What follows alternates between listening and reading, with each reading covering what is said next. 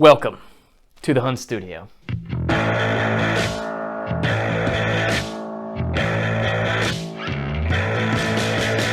I have been playing Legend of Zelda Breath of the Wild for going on 2 months now, non-stop. So much so, it has started to leak into my daily life.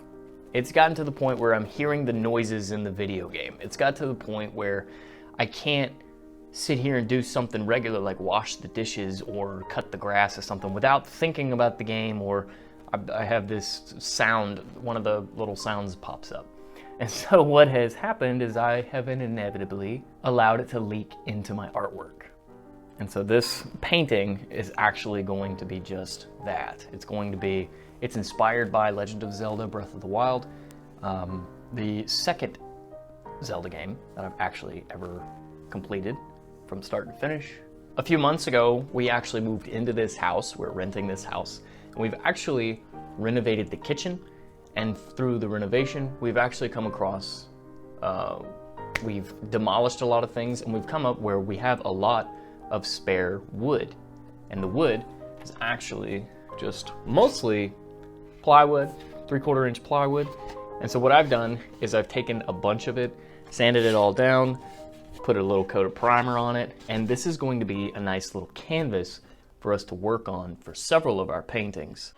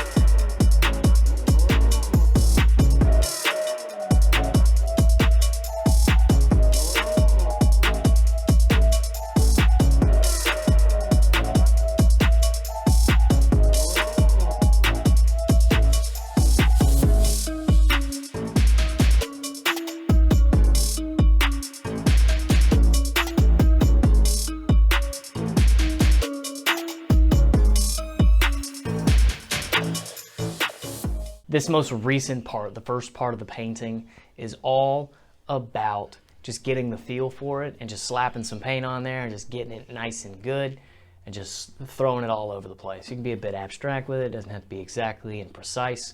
However, this next part is the part where it gets to be a little bit more fine-tuned. Now we're going to start introducing some values, some highlights, some shadows. We're going to really dive deep into these trees and just make them pop.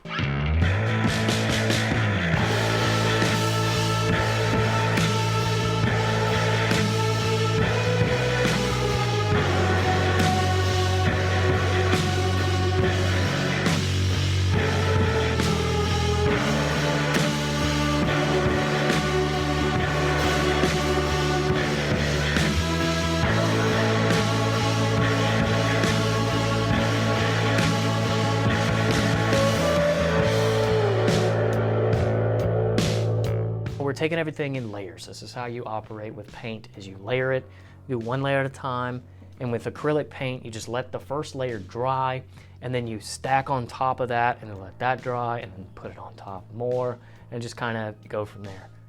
And this is what I'm doing now. So, and I actually like to work back to front. So the thing in the deepest part of the reference photo is what I'm gonna be working at, and then we're gonna kind of pull all the way to the front. So we're gonna do the background first, getting that nice and good, and then the things that lay over the top of the background, putting that in there, so that'd be like more like the midground. And then even closer, we're going with foreground stuff. So we're just working in layers, that's it. Back to front. And then also with my tones, my coloring, I like to go medium, and then dark, and then light. So I go with the medium tone first, and then I go with the dark one, and get that nice highlight in there, and then the final pop, that nice light, is what I like to finish off with. It's just a very satisfying way of painting, I think.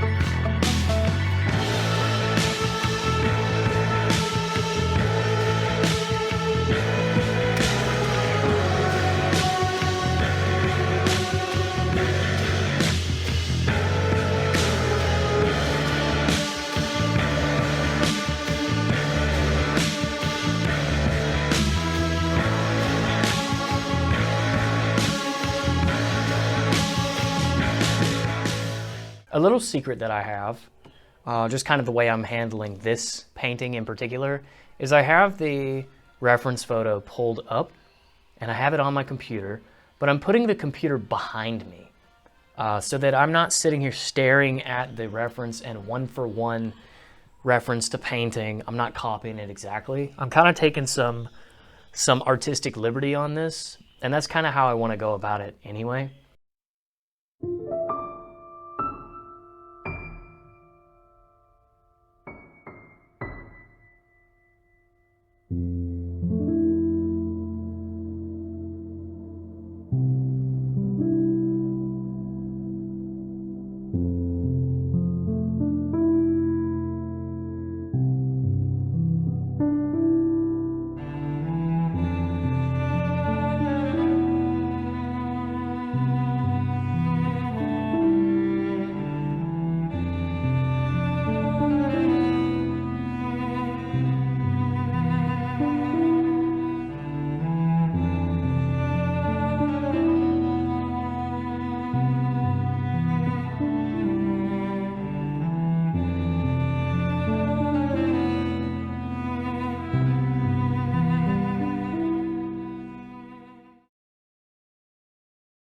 The painting is finished.